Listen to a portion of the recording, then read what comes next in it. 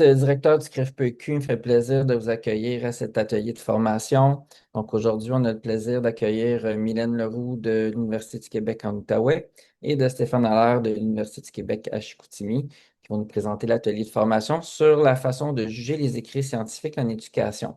Mais avant, je vais prendre un petit temps pour vous présenter mes collègues qui ont bien voulu donner cet atelier. Donc, Mylène Leroux est détentrice d'un brevet d'enseignement au préscolaire primaire et d'un doctorat en psychopédagogie de l'Université de Montréal. Mylène est professeure titulaire en formation pratique à l'UQO. Elle est également chercheuse régulière au CRIFPE depuis 2010. À l'UQO, elle a été responsable pédagogique des stages au BPEP durant près de 10 ans. Elle a siégé au comité d'éthique de la recherche pendant 5 ans et été membre de la sous-commission des études durant 3 ans.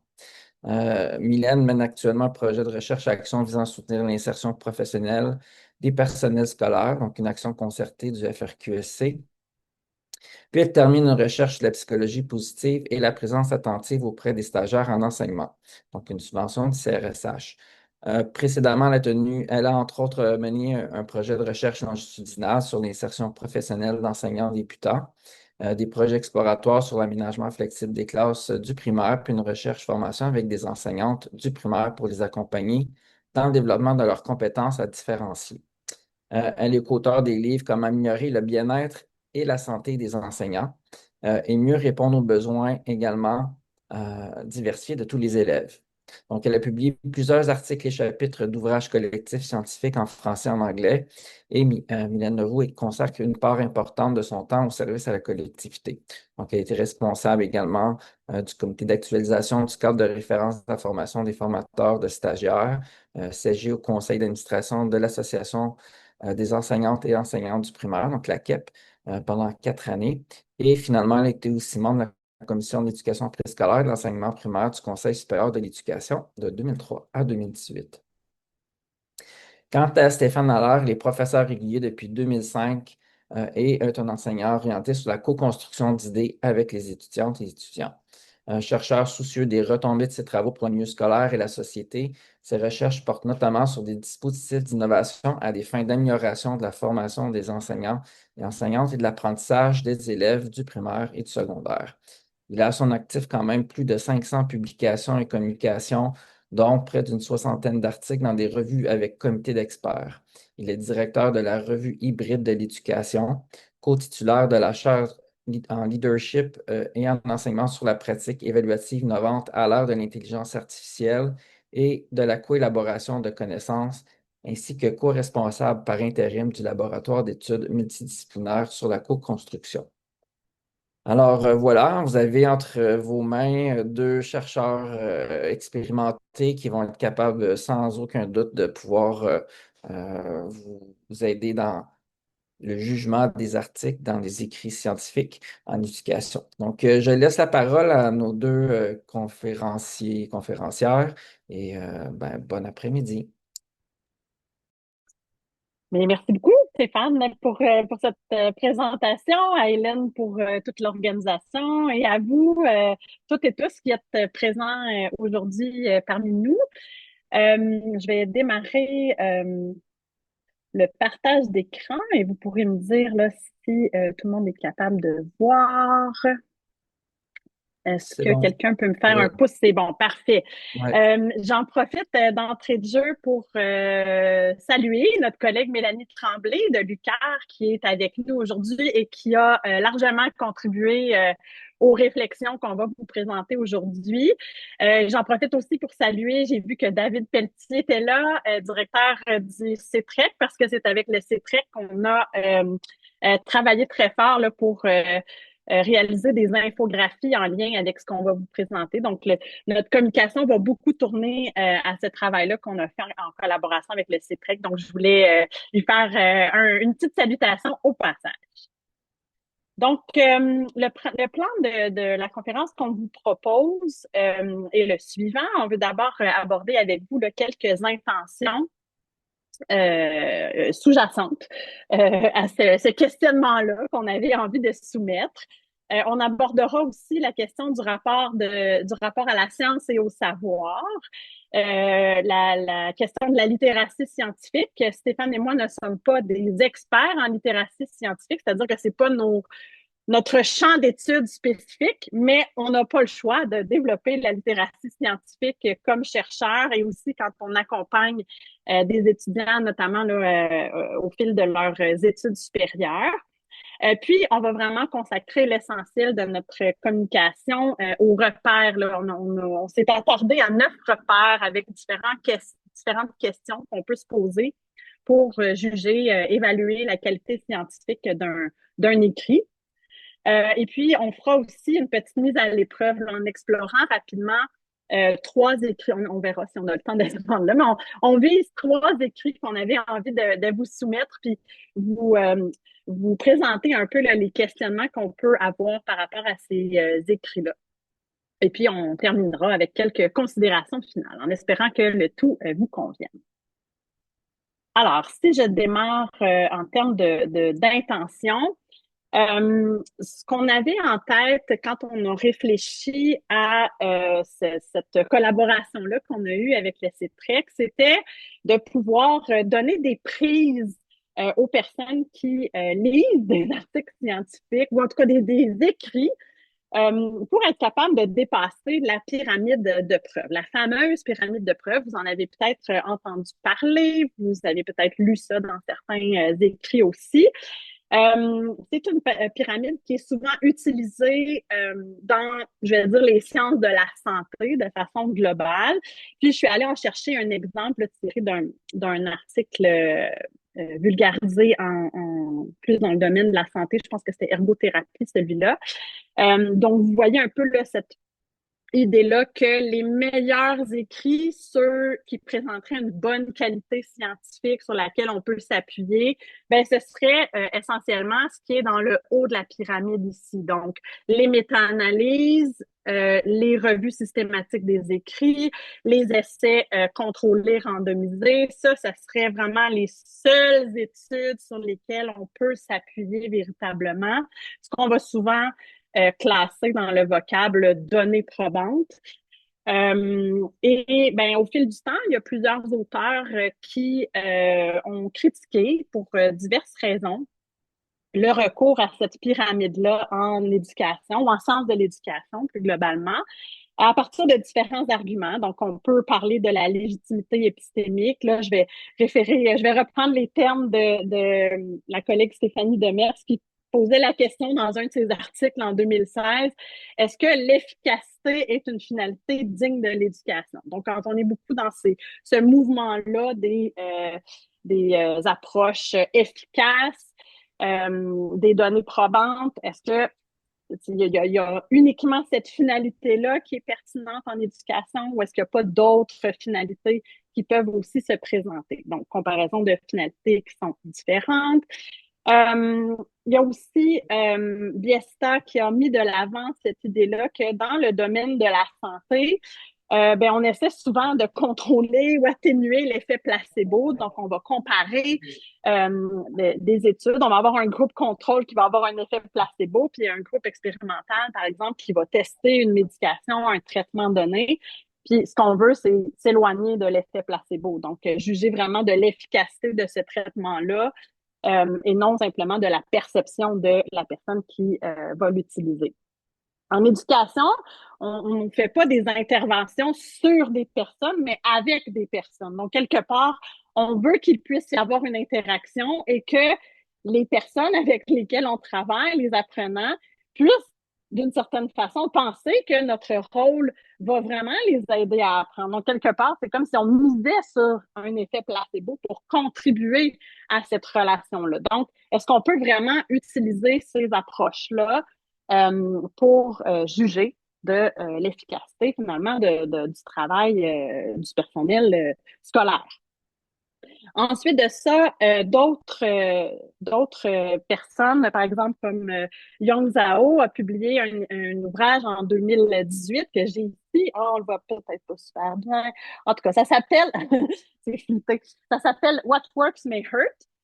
Et lui, en fait, développe beaucoup la thèse autour de laquelle il mentionne que dans les sciences de la santé, quand on évalue l'efficacité de certaines approches, on évalue aussi les effets secondaires, ce qu'on fait très peu en éducation.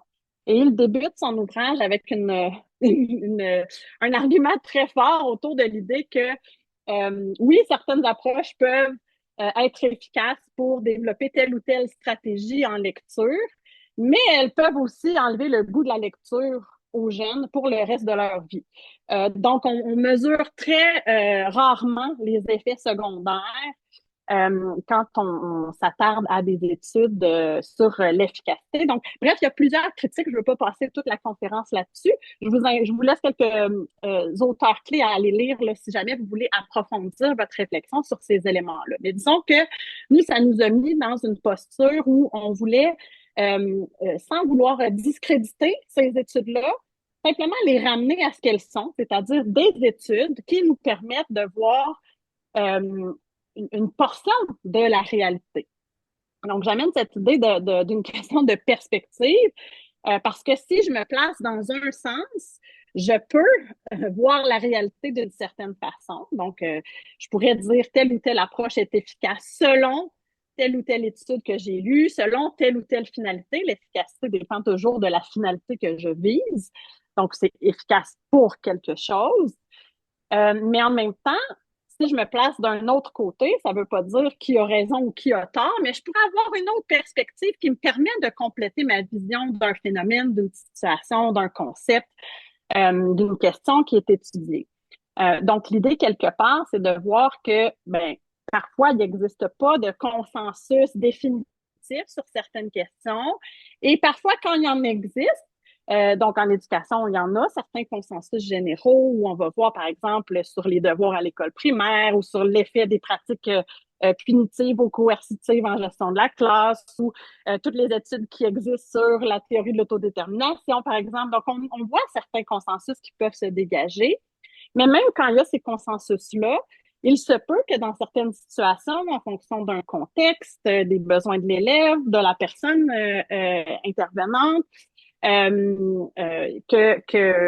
finalement, ça soit pas la pratique ou l'approche qui soit la plus judicieuse dans ces circonstances-là. Donc, l'idée, c'est d'essayer de voir comment on peut tirer profit d'une diversité de recherches pour comprendre les phénomènes. Donc, on veut les explorer à partir de différents angles et selon une variété d'approches qui vont être menées dans une démarche scientifique. Donc, ce à quoi on va se rattacher, c'est vraiment quelle est la démarche qui est menée? Est-ce qu'elle répond à certains critères? Donc, c'est plus autour de ces éléments-là qu'on va se questionner plutôt que de viser une pyramide de preuves qui valorise uniquement certains types d'approches. Alors, c'est la question à laquelle on veut répondre. Comment alors est-ce qu'on va juger de la qualité des écrits scientifiques? Là, je passe la parole à Stéphane. Oui, à mon tour de vous souhaiter la bienvenue. Ça fait plaisir d'être avec vous. Alors, pour nous, avant d'aller plus loin, en fait, il est important, en fait, de s'interroger un peu au sujet de notre rapport à la science et au savoir. Et on est retourné à certaines définitions, certains propos de personnes. Mylène, par exemple, s'est amusée avec Google ou avec l'IA à lui demander ce qui caractérise la science. Donc, vous voyez un petit peu là, ce qui est ressorti. Euh, C'est-à-dire que la science ne décrit pas une réalité immuable, une réalité nécessairement universelle, surtout pas dans les systèmes d'activité humaine tels que ceux qu'on retrouve en sciences de l'éducation. Elle ne cherche pas non plus à tendre vers une vérité ultime. Mylène vient très bien d'expliquer l'importance des différentes perspectives. On pourrait parler de prisme sur une situation, tout dépendant de là ou des paires de lunettes qu'on met pour regarder un objet, une situation, un phénomène. Donc, ça pour nous, c'est quelque chose de majeur, à savoir que le réel réside à quelque part dans des modèles explicatifs qui sont construits par l'esprit humain. Et je vous ramènerai un peu aux trois mondes ici que définissait Karl Popper, c'est-à-dire le monde 1 qui est la réalité physique qui nous entoure, le monde 2 qui est plus l'ordre des sentiments, des émotions qu'on peut éprouver, et le monde 3 dont fait partie la science, dont fait partie l'activité de recherche, qui cherche en fait à expliquer des choses, mais par le biais d'objets, artefacts que nous inventons à partir de procédures, à partir de façons de faire qu'on se donne comme chercheurs. Donc ça, pour nous, c'est important de mettre tout ça à plat d'entrée de jeu. Et j'ajouterais aussi qu'on est beaucoup dans une ère en éducation où on cherche euh, à savoir ce qui est efficace. Qu'est-ce qui est efficace pour faire apprendre telle chose ou tel concept ou tel savoir aux élèves. La quête d'efficacité, oui, on en veut bien. Elle peut avoir sa place. Encore faut-il euh, définir ce qu'on entend par efficacité. Marlène, pas Marlène, Mylène parlait de l'importance de définir les finalités. Donc ça, pour nous, c'est important.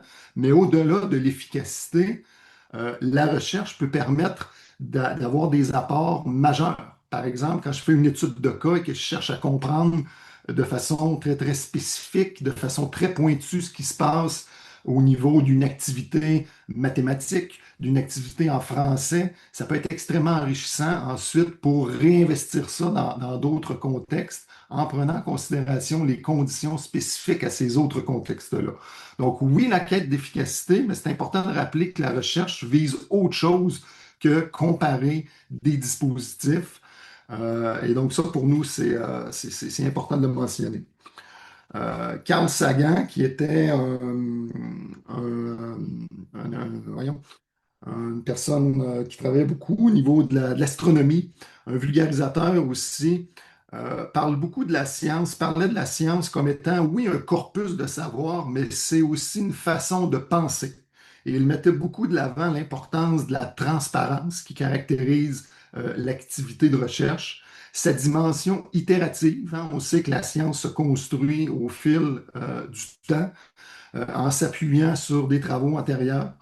La science, elle est aussi autorégulative et elle est surtout collective. Donc ça, pour nous, c'est important également de l'affirmer. Comme chercheur, oui, à l'occasion, je peux mener des projets en solo, mais habituellement, on s'appuie sur ce que d'autres ont fait. On va présenter nos travaux pour les faire critiquer, pour les mettre à l'épreuve du regard des autres. Et donc ça, c'est des caractéristiques qui sont fondamentales au niveau de la science. Un autre élément qui est important, on, on est allé chercher l'énoncé de politique des trois conseils, en fait, qui est la documentation qui sert au comité d'éthique canadien pour évaluer les projets de recherche. Et dans ce document-là, on parle un peu de ce qu'est la recherche, ce qu'est l'activité de la recherche, et on parle en fait qu'une étude s'est menée en fait de sorte que la méthode, ses résultats et ses conclusions puissent soutenir, je viens de faire allusion, l'examen minutieux de collègues pairs. Mais ici, ce qui est intéressant de notre point de vue, c'est la communauté de recherche concernée. Et ça, pour nous, ce qui est important derrière ça, c'est la reconnaissance de certaines traditions scientifiques. Donc, les gens, par exemple, en didactique des maths, vont avoir une certaine culture de recherche qui va être très différente, par exemple, des gens en anthropologie. Et donc, ça, c'est important de le prendre en considération lorsqu'on met une paire de lunettes et qu'on lit un résultat de recherche donné. Donc, ça, pour nous, c'est comme des conditions euh, de base à avoir en tête avant même de rentrer dans des critères un peu plus concrets, un peu plus pratico-pratiques. Euh, Ici, je vous amènerai aussi sur la question, on veut vous amener sur la question de la diversité des savoirs et des sources de savoir. Donc, souvent, on va avoir tendance à positionner dans une espèce de dichotomie la théorie d'un côté, ce qui revient aux travaux de recherche, et la pratique, ce qui se passe sur le terrain dans les milieux scolaires. Euh, c'est une façon d'en parler, mais on pense qu'on peut aller plus loin, en fait, et on fait appel, par exemple, à une typologie qui a été élaborée par la collègue Isabelle Vivegnis, et qui nous amène à porter un regard peut-être un peu plus riche, un peu plus nuancé sur les différentes formes et sources de savoir. Donc, sans nécessairement rentrer là, dans le fin détail de tout ça, Il est important, de notre point de vue, à avoir en tête qu'il peut y avoir des savoirs enseignés, des savoirs pour enseigner, mais du côté aussi des sources de savoir, on peut retrouver bien sûr des savoirs scientifiques.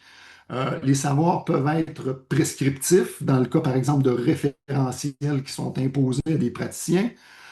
Mais on peut avoir également des savoirs qui sont issus de la pratique, donc qui ont une valeur, qui sont différents dans leur façon d'être formalisés, dans leur façon d'émerger, mais qui ont quand même une importance et qui doivent être reconnus. On peut parler également de savoir de vulgarisation.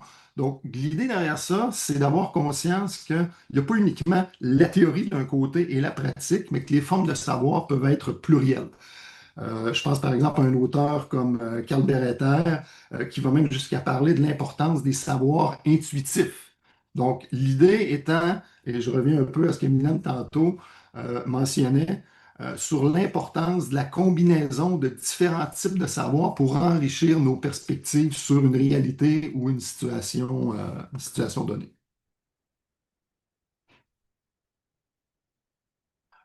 Euh, la question du rapport au savoir aussi nous amène à sortir d'un simple rapport applicationniste. Donc, pour nous, des résultats de recherche, ce ne sont pas nécessairement des résultats à appliquer un peu à l'instar d'un papier carbone. Et donc, ça, ce que vous voyez ici, c'est la façon dont des étudiants en formation peuvent se représenter le rôle et la pertinence de travaux de recherche. Donc, euh, dans le bas du tableau, par exemple, on a des étudiants qui vont nous dire, ben moi j'ai très très peu de connaissances des savoirs scientifiques et c'est pas si grave parce que de toute façon je dois sûrement les déployer de façon un peu naturelle, intuitive dans ma pratique. Et dans le haut du tableau, là on va avoir un rapport au savoir scientifique, au savoir conceptuel, qui est plus de l'ordre de ben, comment ces savoirs-là peuvent m'aider à réfléchir sur une situation donnée. Comment ces savoirs-là peuvent me donner des nouvelles idées à adapter à mon contexte de pratique donné. Donc, vous voyez que l'idée, c'est pas nécessairement d'avoir la théorie d'un côté, la pratique de l'autre, et ce n'est surtout pas d'entretenir un pur rapport applicationniste de la théorie. Donc, dans la réalité, c'est beaucoup plus complexe que ça. Et nous, de notre point de vue, c'est important de l'affirmer, mais surtout de le reconnaître lorsqu'on fait une lecture de travail de recherche. C'est-à-dire que ces travaux de recherche-là ont été créés dans un contexte donné. Et lorsqu'on veut les mobiliser dans un contexte de pratique, ben, il faut être conscient que ce contexte de pratique-là obéit probablement à des possibilités, à des contraintes qui sont imposées, ne serait-ce par le contexte dans lequel je suis, par les collègues avec qui je travaille. Et donc, ces éléments-là sont importants à prendre en considération aussi dans la mobilisation de travaux de recherche.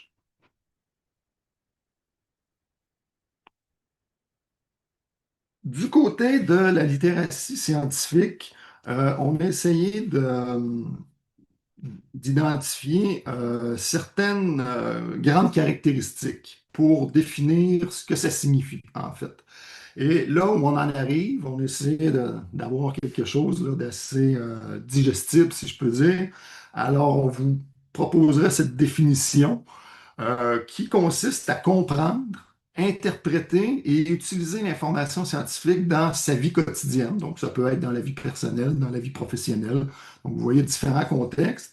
Et essentiellement, on a tendance à résumer ça en cinq principaux éléments, c'est-à-dire comprendre des concepts de base, donc les grands principes qui sous-tendent le travail scientifique. Donc, on en parlait un petit peu tout à l'heure, la question de la transparence, de la dimension itérative de la science. Donc, ça, pour nous, ça rentre dans la compréhension des concepts de base. Ensuite, comprendre la démarche spécifique de façon plus particulière. Donc, un projet de recherche, ça se mène comment? Donc, l'idée, c'est on élabore une problématique à partir de ce qui existe. On va chercher à avoir une contribution novatrice à la science. On va formuler, dans certains cas, des hypothèses de travail. Dans d'autres cas, on va y aller par objectifs de développement. Et donc, vous voyez un peu l'idée ici, ça va vous faire un cours de démarche de recherche, c'est ce qui rentre dans la littératie, c'est comprendre ce processus général-là qui est assez transversal si je peux dire, là, d'une recherche à l'autre. Il y a toute la question aussi de l'évaluation de l'information de façon critique. Et c'est vers ça qu'on va pointer là, dans quelques instants. Donc, pour vous donner là, des clés un peu plus concrètes, un peu plus opérationnelles pour s'y retrouver. Pour nous, dans la littératie scientifique, ce qui est important aussi, c'est de comprendre le rôle social de la science. Donc, la science, oui, elle s'élabore dans des établissements d'enseignement supérieur, elle s'élabore avec des participants de recherche, soient-ils enseignants, élèves, etc., etc. Mais la science a un rôle social, que ce soit dans la définition de certaines politiques, que ce soit dans l'alimentation de discours publics. Et ça, c'est important de le considérer et d'en être conscient. Et il y a une dimension qui est la cinquième dimension qu'on a appelée la question de l'engagement comme citoyen éclairé. Donc, c'est cette possibilité qu'on peut avoir comme citoyen de participer à certains débats qui peuvent être éclairés par des résultats de recherche. Donc, sommairement défini, on résumerait là, la littératie scientifique de cette façon.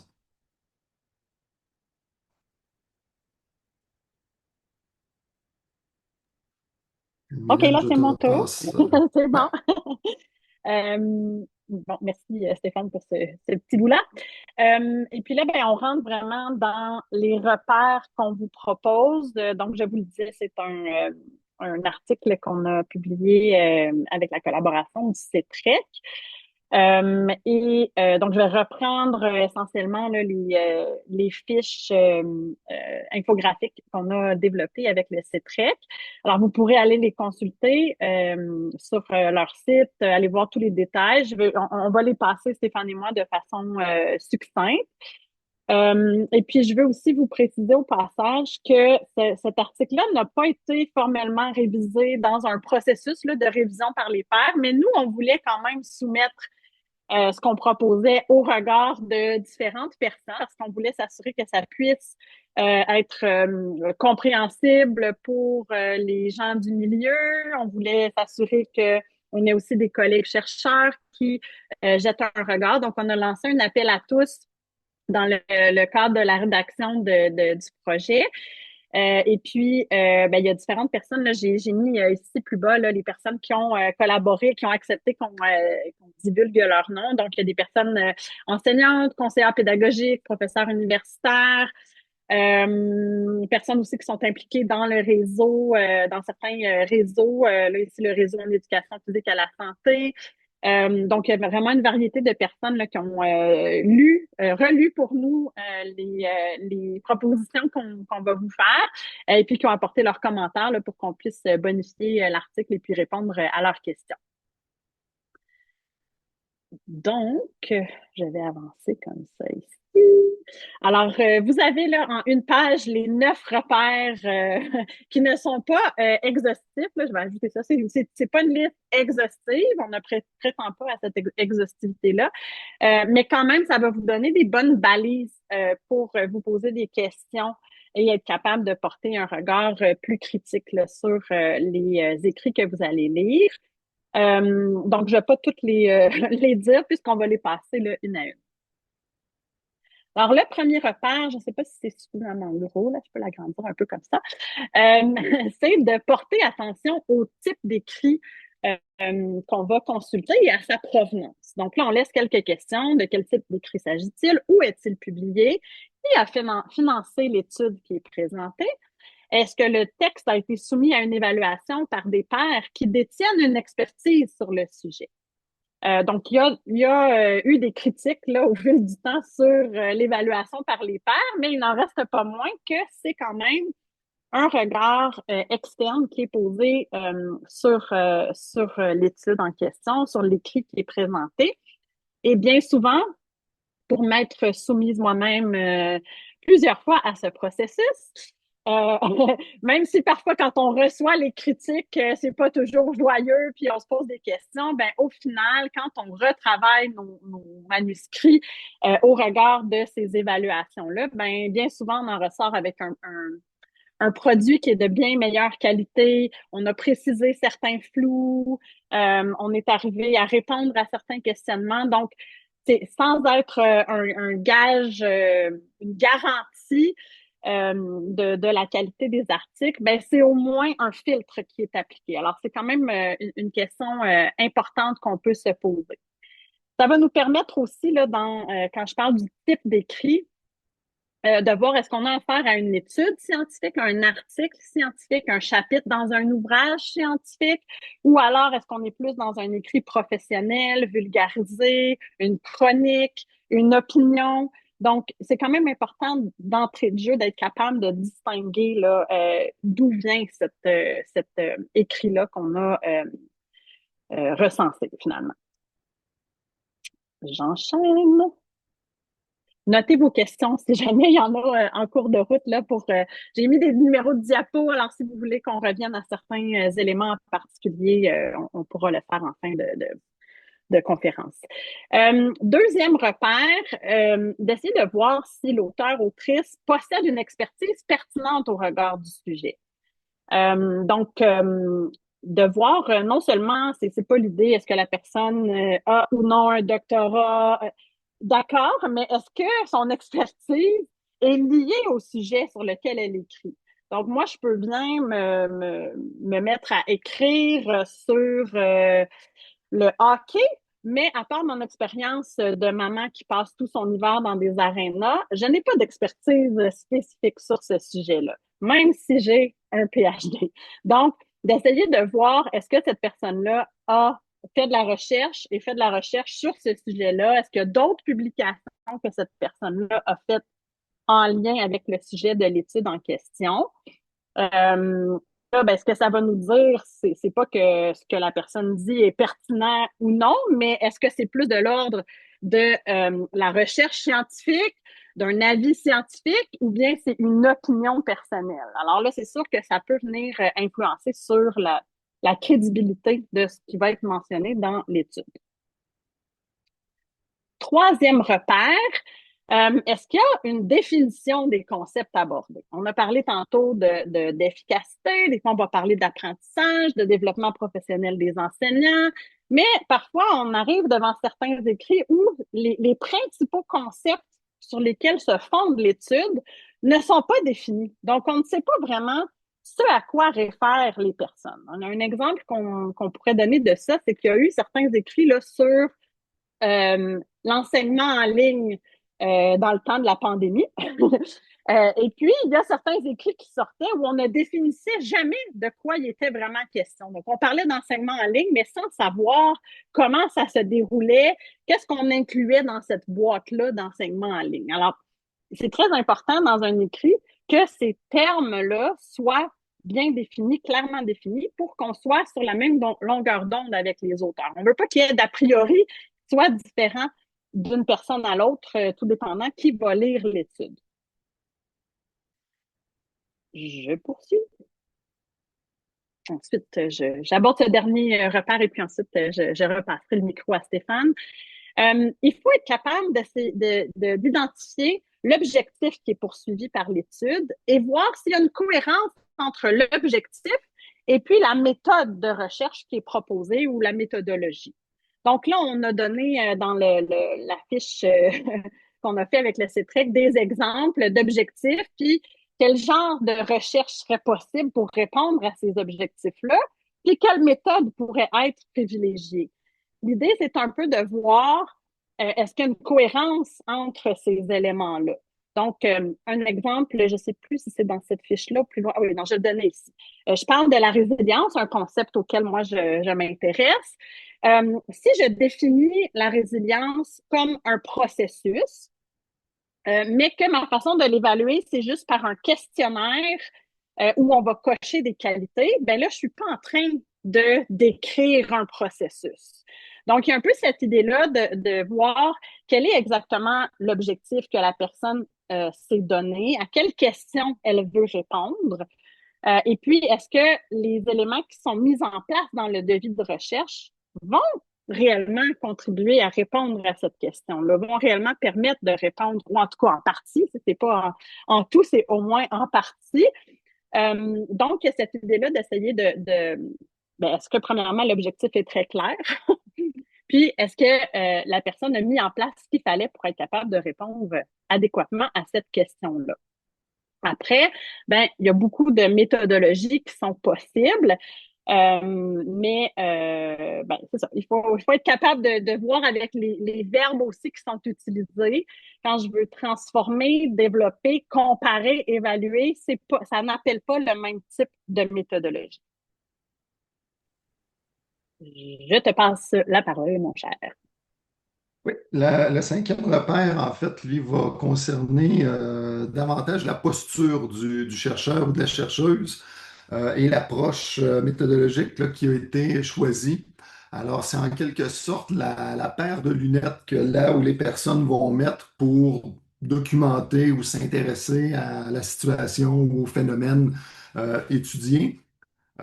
Souvent, ce qu'on va retrouver dans des livres de métaux, c'est grosso modo là, quatre postures. Donc, il y a une posture qu'on va appeler un peu plus positiviste, dans le cadre de laquelle l'équipe de recherche va chercher à identifier des éléments qui sont un peu indépendants du contexte qui est étudié.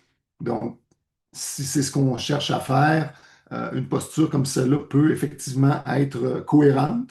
Dans d'autres cas, on va être dans une posture un peu plus interprétative où là, on va chercher à comprendre un phénomène, une situation, mais en allant chercher la compréhension même des personnes qui participent à cette situation-là. Donc là, on va être dans des situations où on va donner la parole aux acteurs pour comprendre de leur point de vue la réalité à laquelle ils prennent part. Donc là, vous voyez que l'angle d'approche, l'angle d'entrée est quand même assez différent. Parfois, on va être dans une posture un peu plus critique sur une situation et à d'autres moments, on va travailler un peu plus dans une posture qu'on va appeler pragmatique, où là, on va essayer d'avoir une incidence, une influence pour modifier une situation, améliorer une situation. Donc ça, c'est important lorsqu'on a un travail de recherche, de se poser la question, toujours en adéquation avec les objectifs, est-ce que la posture du chercheur est cohérente avec ce qu'il cherche à faire? Le sixième repère, quant à lui, euh, devrait nous amener en fait à porter attention à la description du déroulement de la recherche. Et ça, c'est fondamental dans les travaux de recherche, puisque ça rejoint beaucoup la question de la transparence que j'ai évoquée un petit peu plus tôt. En tout cas de mon point de vue, une des forces de ce qu'on fait comme scientifique, c'est d'être capable de mettre à plat justement ce qu'on a voulu documenter de façon assez précise, de façon très, très opérationnelle et donc, en quelque sorte, de donner accès à notre processus, à notre démarche, de sortir ça pour que ça ne soit pas dans une boîte noire inaccessible aux gens. Donc, c'est cette capacité à rendre compte de ce qu'on a fait pour que d'autres puissent peut-être refaire quelque chose de semblable, mais dans un contexte différent. Donc ça, c'est fondamental de trouver des traces assez précises, assez explicites et assez nombreuses pour être capable, à quelque part, de reproduire ce que là où les personnes ont fait dans le cadre d'un travail de recherche. Donc, pour nous, il y a une question de rigueur, mais surtout une question de transparence qui est fondamentale en sciences. Le septième repère, en fait, consiste à identifier les limites de la recherche qui est présentée. Et ça, pour nous, peu importe la recherche menée, peu importe qui mène la recherche, toute recherche a directement ou indirectement des limites. Et encore là, pour nous, c'est une question de transparence de les mentionner, mais c'est aussi une question d'intégrité scientifique. Donc, si je décide de faire une recherche-action, cette recherche-action-là me permet certainement d'agir sur la réalité. Par contre, elle va avoir ses propres limites. Une recherche-action permet de faire des choses qu'une étude de cas permet et ne permet pas. Donc, c'est d'être capable d'avoir cette humilité, cette posture humble comme chercheur, de l'admettre. Et souvent, ce qui se passe, c'est que les limites qu'on énonce aux autres peuvent être reprises pour bonifier nos travaux dans le cadre de nouveaux travaux de recherche. Donc ça, pour nous, là, il y a une question d'humilité et d'intégrité qui est fondamentale. Un travail de recherche qui ne prendrait pas le temps de mettre ces limites là à plat pour nous, il y a une limite en soi là, au travail. Euh, le huitième repère concerne un peu là, l'exploration des références qui sont citées. Euh, Est-ce que, par exemple, on cite des auteurs diversifiés qui ont travaillé sur cette question-là? Est-ce qu'on retrouve beaucoup d'autocitations? C'est normal, évidemment, de citer ses propres travaux, puisque souvent, on va avoir une cohérence sur plusieurs années, on va avoir une continuité dans nos travaux. Néanmoins, c'est important de considérer une variété d'auteurs, mais surtout des auteurs qui ont travaillé précisément dans le domaine, dans des contextes, sinon les mêmes, très, très semblables. Et donc, c'est pour ça que la liste des références peut être très, très utile à consulter. Et pour nous, on en a fait le huitième repère. Mylène, je te redonne la parole pour le dernier et la suite. Oui. Le dernier repère, c'est ben, de lire plus. C'est-à-dire que plus on va lire sur un sujet donné, plus on va connaître les auteurs incontournables, l'état d'avancement des connaissances sur ce sujet-là, les critiques qu'on peut en faire. Donc, on va devenir meilleur à repérer des écrits qui sont pertinents ou moins pertinents. Alors ça, c'est vraiment comme un élément clé. Puis de toute façon, dans la littératie scientifique, il y a cette idée d'être capable de chercher des écrits qui sont adéquats. Donc là, on a laissé aussi quelques pistes pour faire ce type de recherche-là. Donc, d'abord, où aller chercher? Si on est bon affilié à une université d'une façon ou d'une autre, qu'on est prof, qu'on est étudiant, ben on a normalement accès aux différentes bases de données. Donc, ça facilite grandement le travail d'avoir accès aux bases de données, aux revues scientifiques. Mais sinon, même comme citoyen, comme enseignant, comme direction, comme personne dans le milieu, si on n'a pas accès à tout ça, il y a moyen quand même d'aller sur la base d'érudits où il y a plusieurs écrits en français qui sont disponibles. Sinon, plutôt que d'aller, par exemple, sur Google, d'aller sur Google Scholar.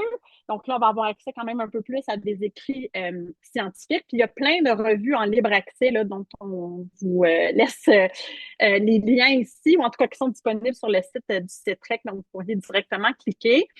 L'idée, c'est de choisir des bons mots-clés, de faire attention aux synonymes parce que des concepts en recherche sont rarement des synonymes. Souvent des auteurs, des explications qui vont diverger, donc avoir cette petite précaution-là. De voir si on veut cibler une période de temps particulière ou un type d'écrit. Est-ce qu'on veut plus viser les articles scientifiques, les mémoires, les thèses, par exemple? Donc, il y a toujours moyen là, de sélectionner pour être capable d'identifier des écrits qui vont être pertinents. Donc, lire plus puis chercher de façon adéquate. Qui m'amène à ben, un peu la mise à l'épreuve de ce qu'on vous a dit.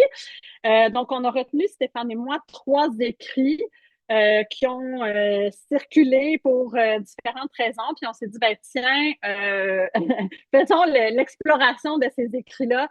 Peut-être pas de façon exhaustive avec tous les critères qu'on vous a donnés, mais du moins susciter des questionnements par rapport à certains des repères là, qui ont été proposés. Donc, je vais commencer avec deux écrits. Un premier qui est un rapport. On le présente comme le rapport d'une étude qui a été faite par l'Institut du Québec. Pourquoi j'ai choisi ce rapport-là? Parce que en commission parlementaire, dans l'étude du projet de loi 23, c'est une des principales études sur lesquelles le ministre Drainville, ministre de l'Éducation à l'époque, a dit s'appuyer pour proposer des formations courtes à l'enseignement. Donc, il y a quelque part dans ce rapport une phrase, là, je paraphrase, je ne la cite pas textuellement, où on dit que des formations courtes sont tout aussi efficaces que des formations traditionnelles pour favoriser l'apprentissage des élèves. Donc, c'est tout aussi efficace. Il n'y a pas de différence entre une formation courte et une formation plus longue. Et on s'appuie notamment sur le programme des études qui ont parlé du programme Teach for America, TFA, aux États-Unis. Donc là, je prends ce rapport-là. Puis là, bon, on s'est dit, Stéphane et moi, qu'on allait plus vous en parler plutôt que d'aller survoler les rapports pour pas vous donner un mal de cœur cet après-midi. Mais si je me pose différentes questions, là, parmi celles qu'on a relevées. Donc, j'y vais comme un peu dans l'ordre. Le type d'écrit et sa provenance. Bon.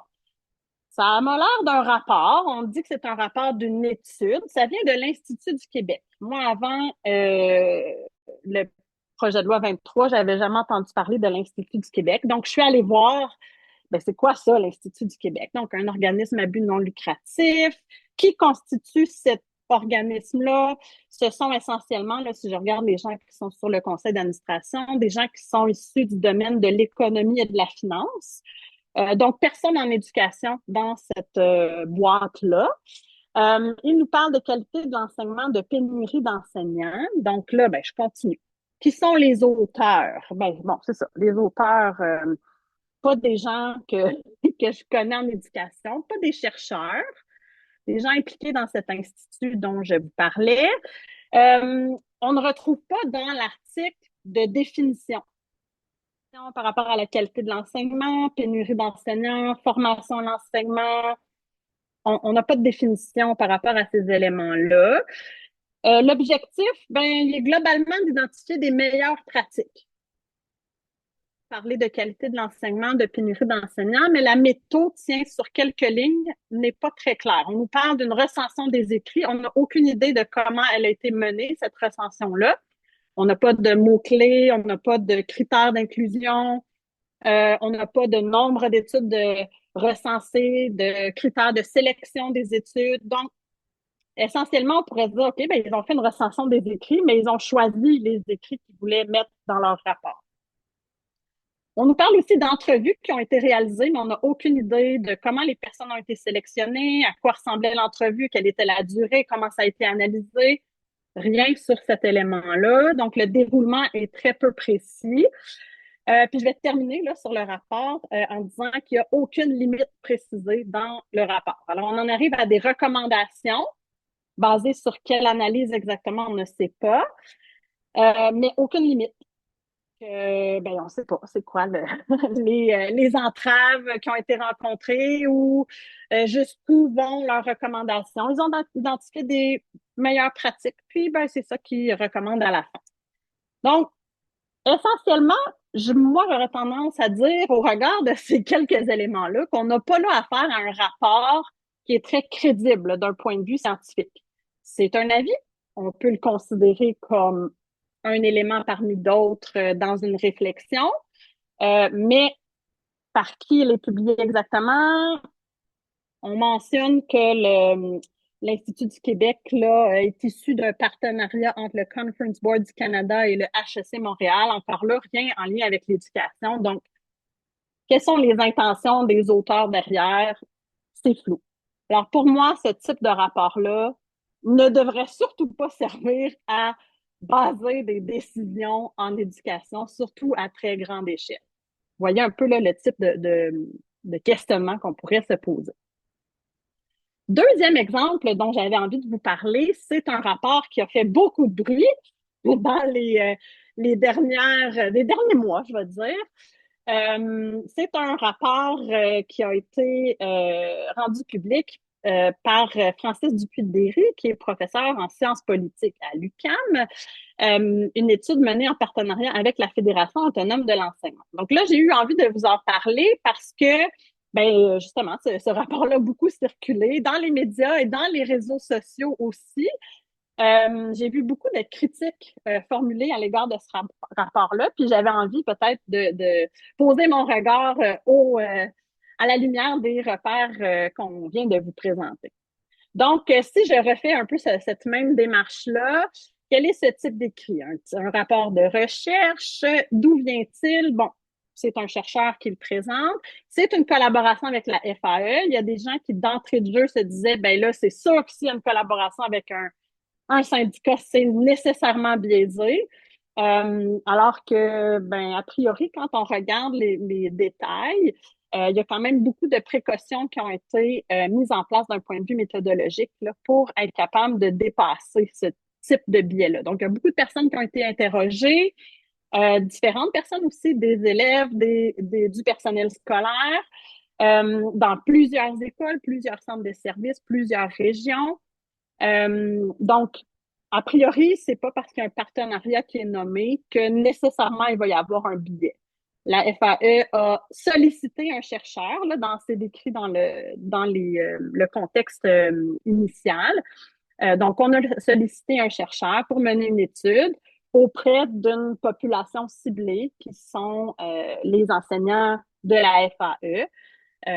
Donc, on est au courant de ces aspects-là. Qui a financé l'étude? C'est le Conseil de recherche scientifique, le Conseil de recherche en sciences humaines du Canada. Donc, c'est un organisme subventionnaire reconnu.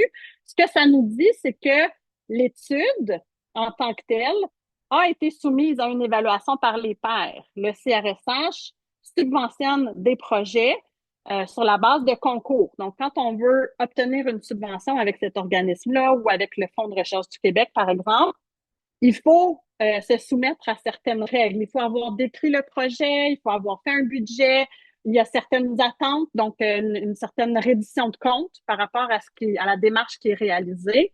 Donc, on sait que là, si ce rapport-là ne nous donne pas de traces d'évaluation par les pairs, l'étude en elle-même a été a eu une forme d'évaluation par les pairs. Donc, il y a des pairs qui ont jugé que la méthodologie, l'approche, l'objectif, tout ça, ça avait une valeur scientifique. Mentionner l'aspect aussi que, bon, l'objectif qui est mentionné est clair. On est dans l'idée de documenter des situations où on peut observer de la misogynie, de l'antiféminisme, de l'homophobie, de la transphobie. Donc, on est vraiment dans une approche qui est qualitative où on veut documenter les choses. On n'est pas dans une recherche d'efficacité ici, par exemple. Je précise au passage pour qui mène l'étude, ben Francis Dupédéry, c'est pas une personne qui est en éducation, spécifiquement en sciences de l'éducation, mais c'est une personne qui a publié, fait de la recherche sur la misogynie, l'antiféminisme notamment.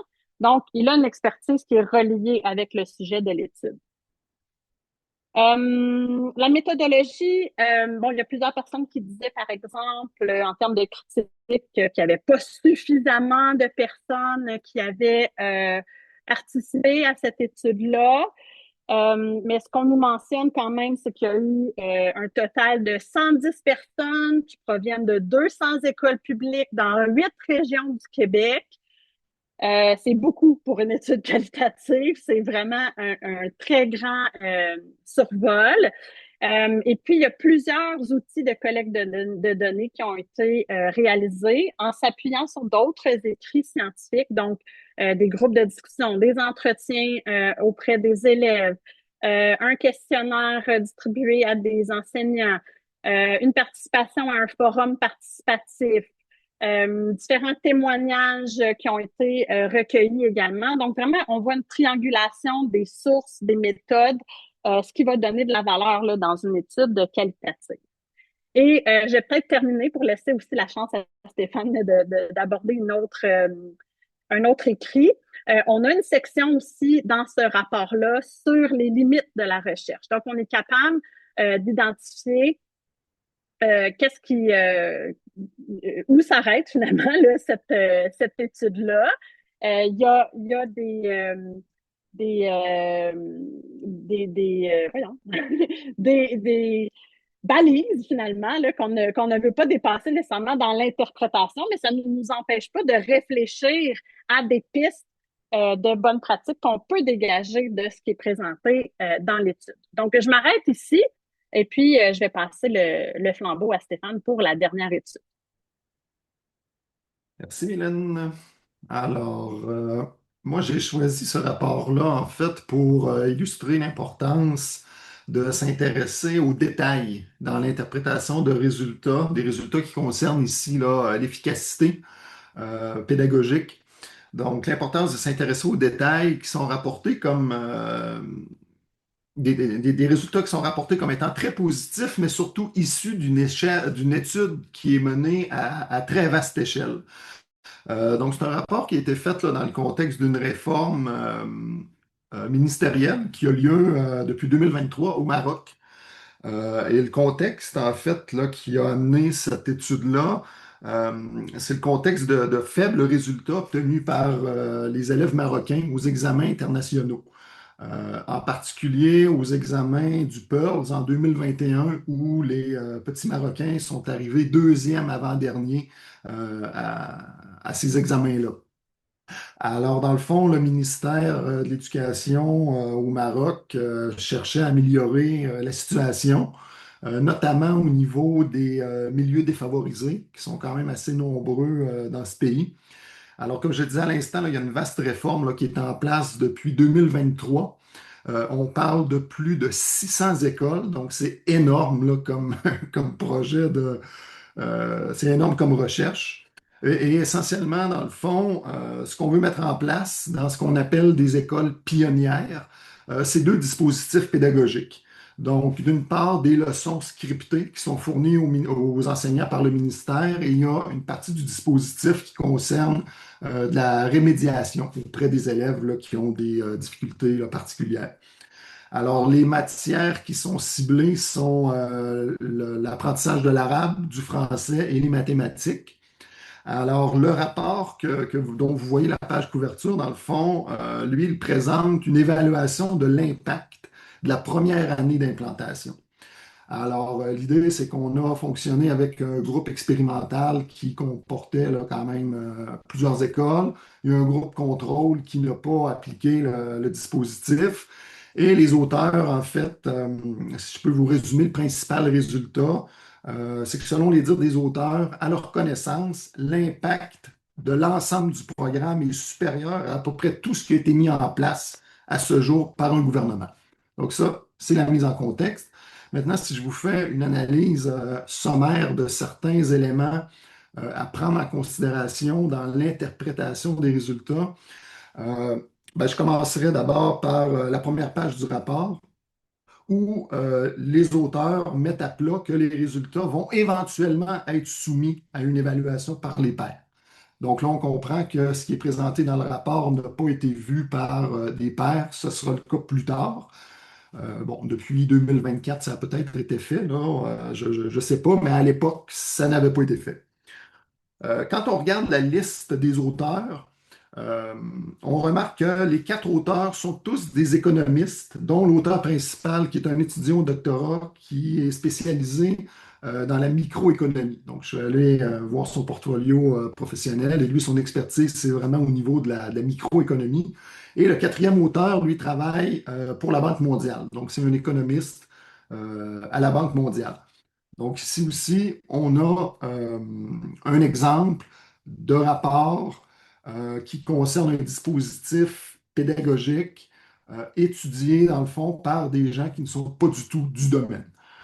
Donc, ça, je pense que c'est deux premiers éléments là, à prendre en considération. Ça ne veut pas dire que le contenu du rapport est impertinent, est invalide, mais à tout le moins, il faut se garder une petite gêne, si j'ose dire.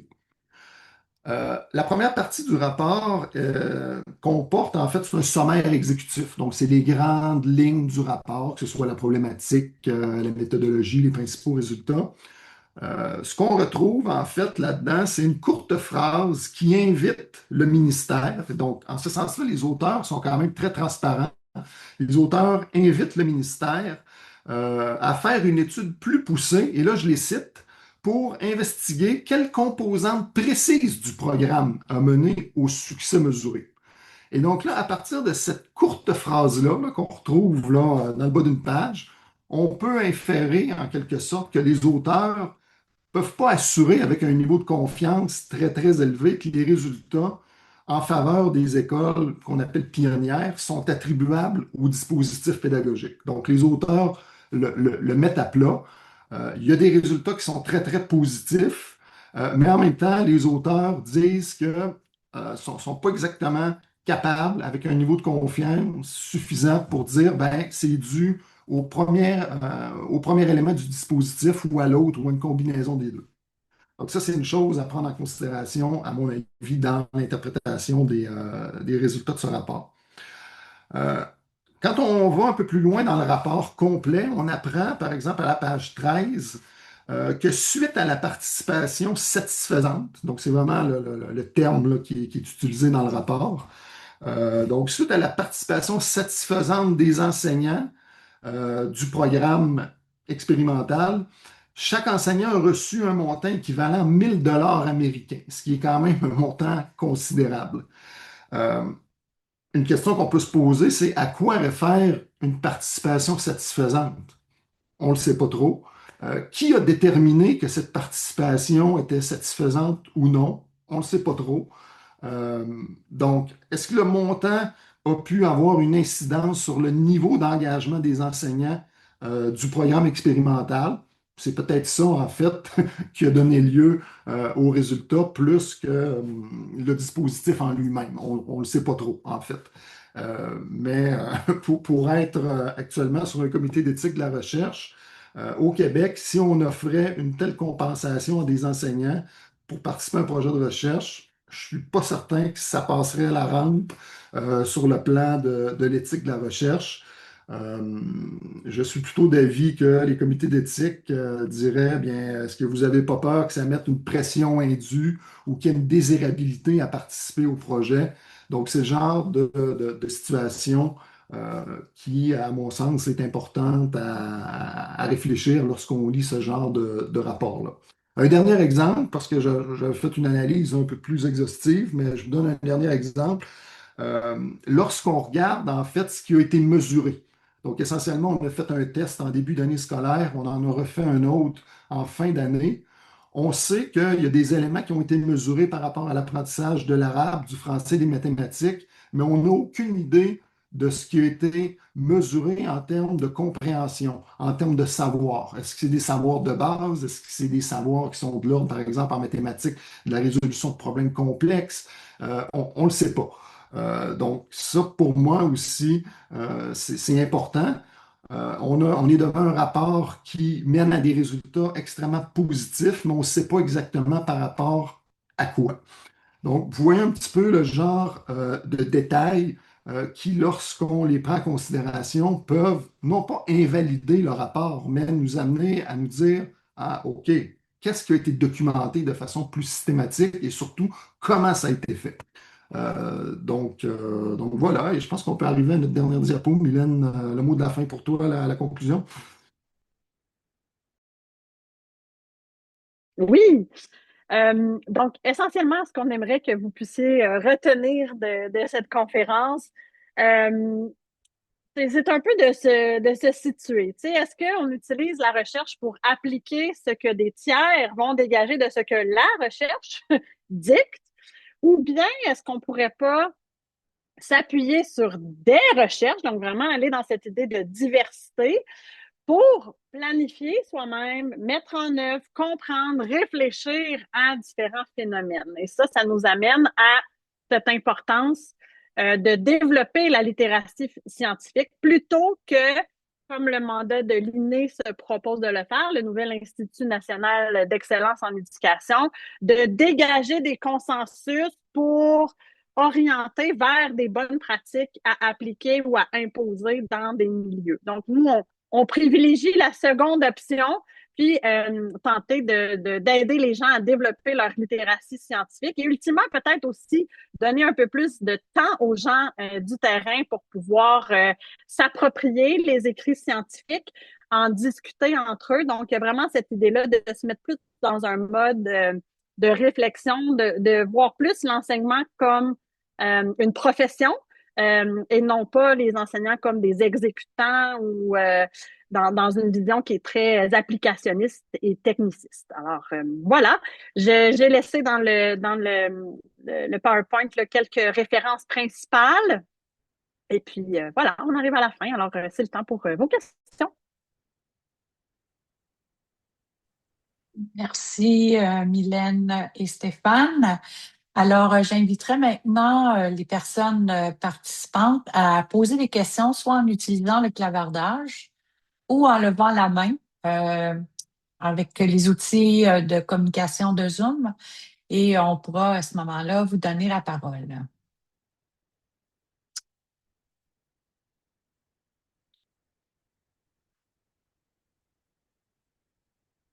Donc, je pense que les gens ont apprécié. Si on peut voir les applaudissements qui surgissent de partout. Moi, je peux passer un petit commentaire. Vas-y. Oui, ben merci beaucoup pour la présentation. Je pense que vos fiches avec le CETREC, souvent, moi, je fais faire des lectures aux étudiants, je leur explique quand même quand quand ils lisent des articles scientifiques, les règles, mais ça, c'est vraiment, je pense que c'est ces fiches-là que je vais passer aux étudiants pour leur montrer ben, comment faire pour bien analyser, surtout pour des étudiants qui ne sont pas à l'aise à vérifier, à lire des articles scientifiques. C'est une très belle ressource que vous avez créée avec le CETREC, donc ben, félicitations pour ça, puis ça va être réutilisé, c'est certain, là. Donc, s'il y en a qui ont des questions, n'hésitez pas. On a jusqu'à 13h55 à peu près.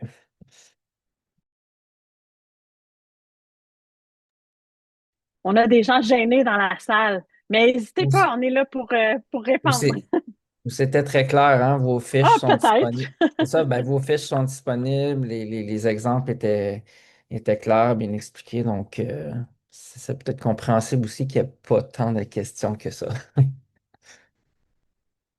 Ah, on a quelqu'un, donc Laurence.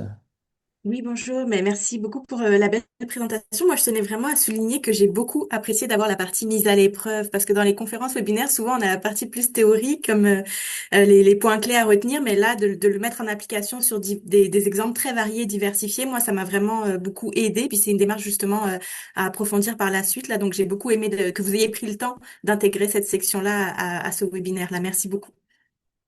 Ben, super, merci pour votre retour. On s'est dit que ça serait bien là, d'avoir la démarche pratique, les questions que nous, on se pose là, pour être capable de porter un jugement, même si c'est pas l'idée, c'est pas nécessairement de discréditer, mais vraiment de voir que ben parfois, il y a certaines limites qui font que il faut qu'on prenne les choses pour ce qu'elles sont.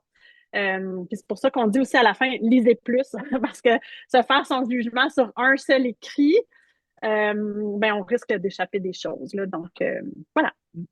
Puis j'ajouterais aussi, bon, puis mon commentaire concerne peut-être un peu plus les gens du milieu scolaire que les étudiants de maîtrise ou doctorat, mais parfois les gens, j'ai l'impression qu'ils veulent avoir de la littérature un peu prémâchée.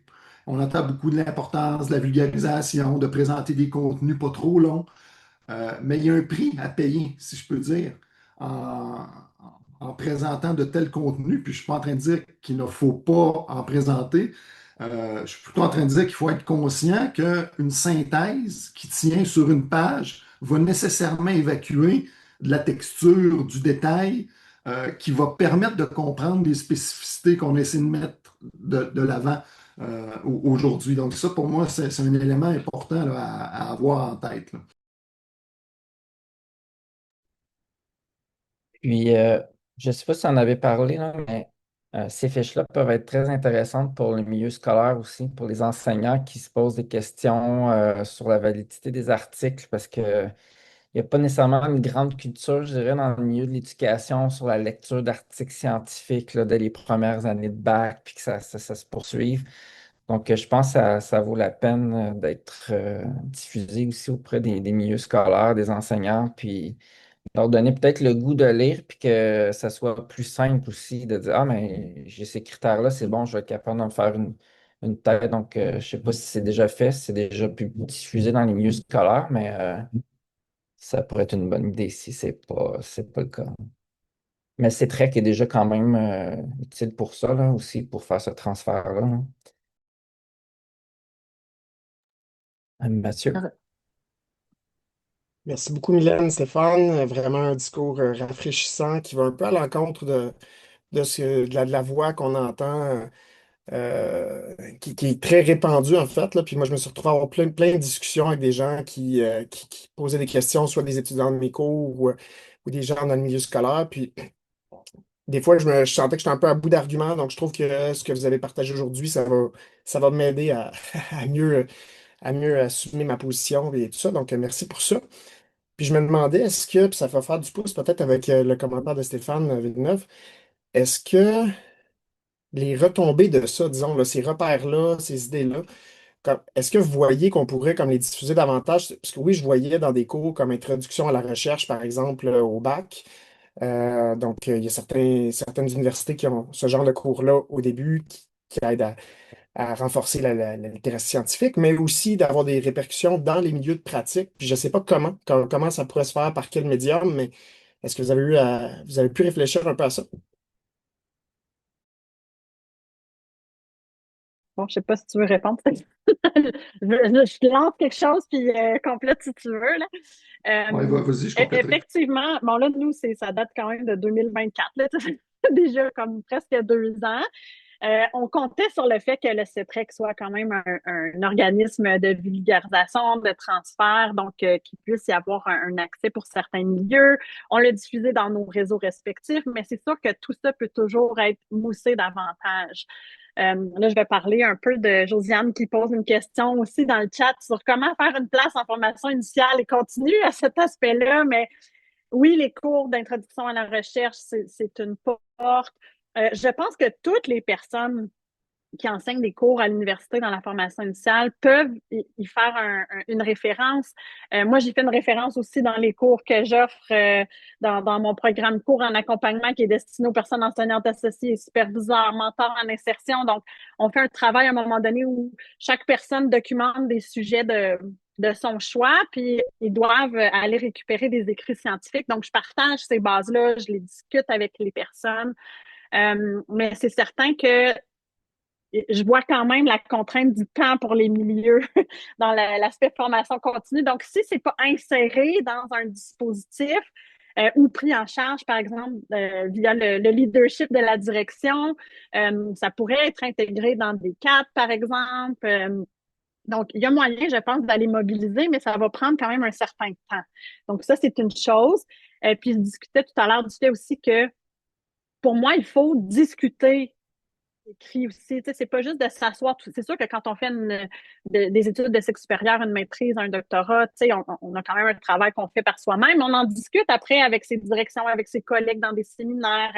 Fait que moi, j'aime beaucoup insérer ces éléments-là dans mes cours. Par exemple, on fait des cercles de lecture. Donc, on lit des écrits scientifiques. On en discute après dans les cercles de lecture. Donc, de pas juste voir à lire pour lire, mais pouvoir échanger sur notre compréhension, sur les limites qu'on voit, sur l'écho que ça peut avoir dans la pratique. Ça, je pense que c'est comme deux belles conditions. Nous, on vous fournit des repères, des questions qu'on peut se poser, puis je le dis, ça, c'est pas exhaustif. Mais après, ben, ça prend du temps, ça prend des dispositifs, ça prend des échanges qu'on puisse avoir, je pense, pour que vraiment la littératie scientifique puisse se développer et être valorisée. Complète, Stéphane. Oui, tout à fait. Puis j'aimais bien, je fais écho un peu au commentaire de Mélanie là, dans le clavardage là, qui dit une pratique enseignante ne peut se décliner uniquement par ce qui est fait, mais bien aussi par ce qui guide la personne.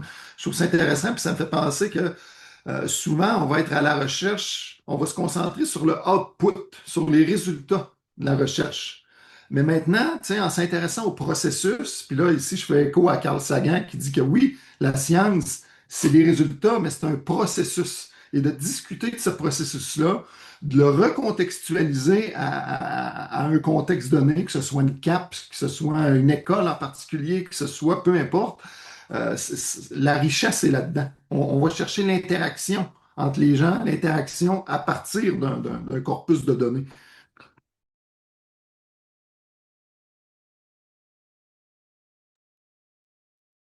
Il y a Joanie qui a une question, oui. Bien, effectivement, un grand merci. Je pense que ces repères-là sont autant intéressants pour des gens au cycle supérieur que pour le milieu de pratique.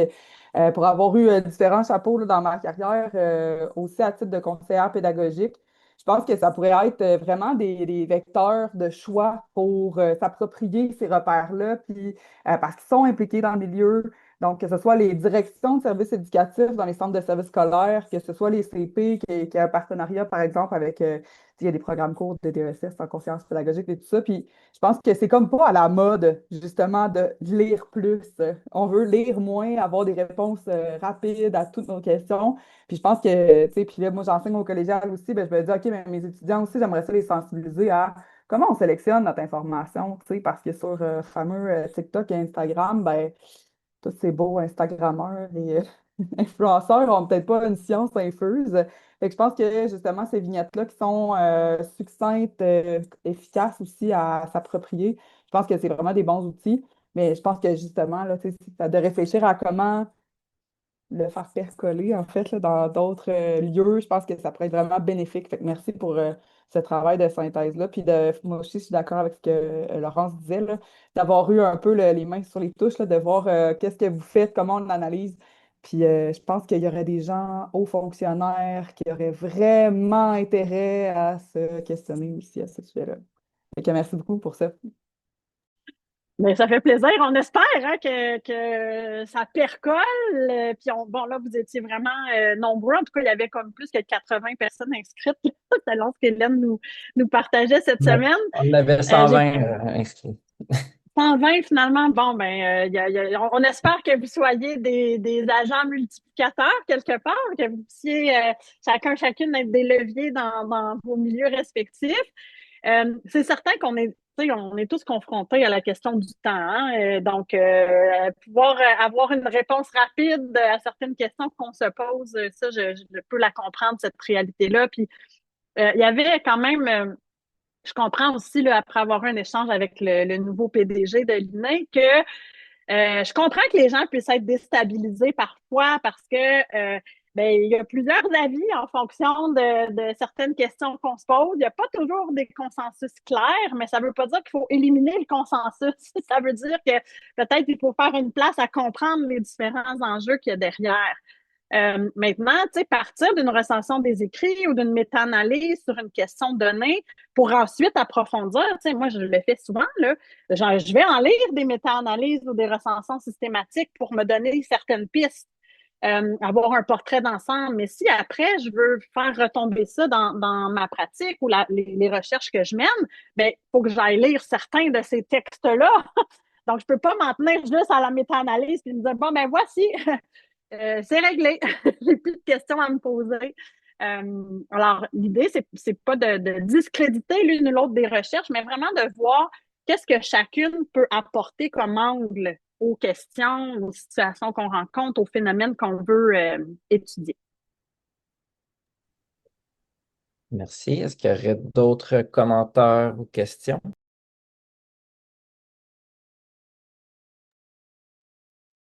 C'est bon. OK. Donc, on va remercier Mylène et Stéphane de cette présentation. Donc, ça va être disponible sur le site web du CRIFP éventuellement. Donc, merci beaucoup de votre présence et au prochain atelier ou webinaire. Donc, bonne fin d'après-midi.